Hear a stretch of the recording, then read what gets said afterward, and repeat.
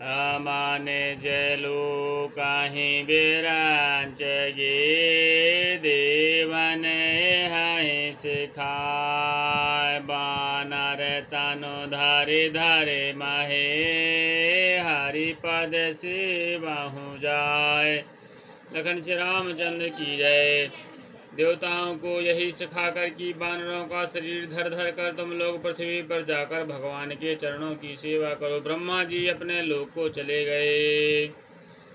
गए देव सब नज नज धामा भूम सहत मन कहूँ विश्रामा जो कछु आयसु ब्रह्मा दीना हर से देव विलंब न कीन्हा। सब देवता अपने अपने लोक को गए। पृथ्वी सहित सबके मन को शांति मिली। ब्रह्मा जी ने जो कुछ आज्ञा दी उससे देवता बहुत प्रसन्न हुए और उन्होंने वैसा करने में देर नहीं की। बन चर देह धरी छित माही अतुलित बल प्रताप तन पाही गिर तरु नखया यदु सब बीरा हरि मारग चित वही मति धीरा।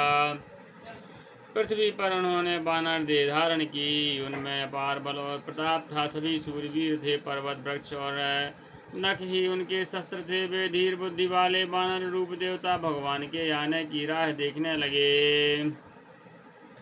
गिरि कानन जहाँ तहाँ भरपूरी रहे निज निज अनीक रचिरूरी। यह सब रुचर चरित मैं भाखा अब सो सुनहु जो बीच ही राखा। वे वानर पर्वतों और जंगलों में जहाँ तहाँ अपनी अपनी सुंदर सेना बनाकर भरपूर छा गए। यह सब सुंदर चरित्र मैंने कहा। आप वह चरित्र सुनो जिसे बीच में ही छोड़ दिया था। श्री राम। अवधपुरी रघुकुल मन राउ विद विदित तहि दशरथ नाउ। धर्म धुरंधर गुण निधि ज्ञानी हृदय भगत मति सारंग पानी। अवधपुरी में रघुकुल शिरोमणि दशरथ नाम के राजा हुए जिनका नाम वेदों में विख्यात है। वे धर्म धुरंधर गुणों में के भंडार और ज्ञानी थे। उनके हृदय में सारंग धनुष धारण करने वाले भगवान की भक्ति थी और उनकी बुद्धि भी उन्हीं में लगी रहती थी। कौशल्यादि नारी प्रिय सब आचरण पुनीत पति अनुकूल प्रेम दृढ़ हरिपद कमल विनीत। लखन श्री रामचंद्र की जय। उनकी कौशल्या आदि प्रिय रानियां सभी पवित्र आचरण वाली थीं। वे बड़ी विनीत और पति के अनुकूल चलने वाली थीं और श्री हरि के चरण कमलों में उनका दृढ़ प्रेम था। एक बार भूपति मन माही भय गिलानी मोरे सुत नाही। गुरु ग्रह गया तुरत महिपाला चरण लागी करी विनय विशाला। एक बार राजा के मन में बड़ी गिलानी हुई कि मेरे पुत्र नहीं है। राजा तुरंत ही गुरु के घर गए और चरणों में प्रणाम करके बहुत विनय की। निज दुख सुख सब गुरहि सुनायो कहि वशिष्ठ बहुविधि समझायो। धरहु धीर होई है सुत चारी त्रिभुवन विदित भगत भयहारी। राजा ने अपना सारा दुख सुख गुरु को सुनाया। गुरु वशिष्ठ जी ने उन्हें बहुत प्रकार से समझाया और कहा, धीरज धरो। तुम्हारे 4 पुत्र होंगे जो तीनों लोकों में प्रसिद्ध और भक्तों के भय को हरने वाले होंगे।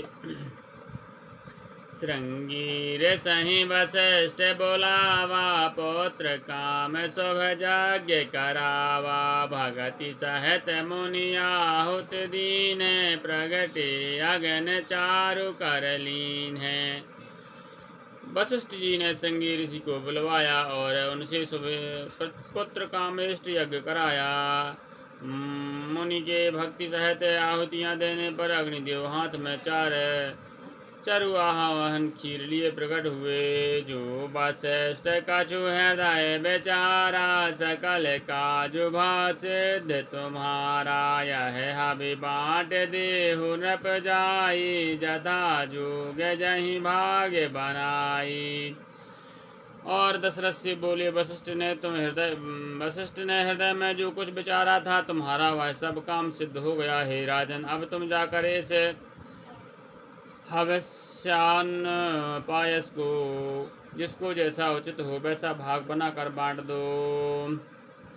तब अदृश्य भय पावक सकल सभहि समुझाय, परमानंद मगन नृप हरस न हृदय समाय। लखन श्री रामचंद्र की जय। तदंतर अग्निदेव सारी सभा को समझाकर अंतर ध्यान हो गए। राजा परमानंद में मगन हो गए, उनके हृदय में हर्ष समाता न था।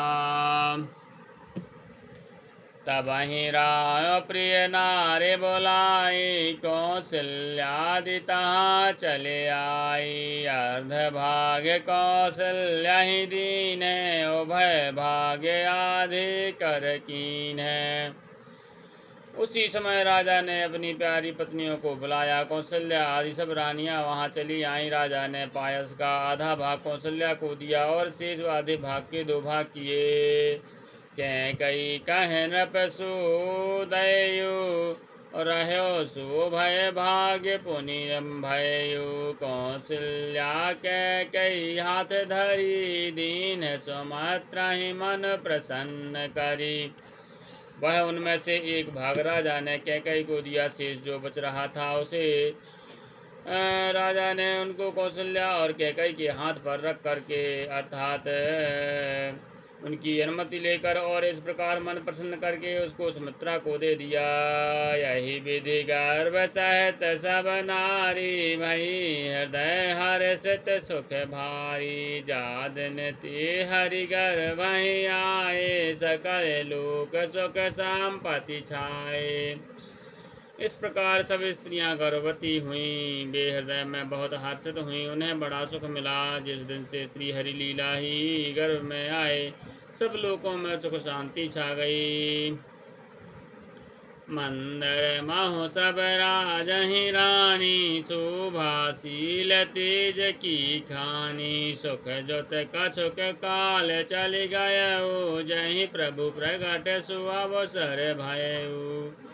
शोभाशील और तेज की खान सब रानियां महल में सुशोभित हुई। इस प्रकार कुछ समय सुखपूर्वक बीता और वह अवसर आ गया जिसमें प्रभु को प्रकट होना था। जोग लगन ग्रह बार तिथि, सकल भई अनुकूल। चरे अरु अचर हर्ष जुत, राम जन्म सुख मूल। लखन श्री रामचंद्र की जय। उमापति महादेव की जय। पवन सुत हनुमान की जय।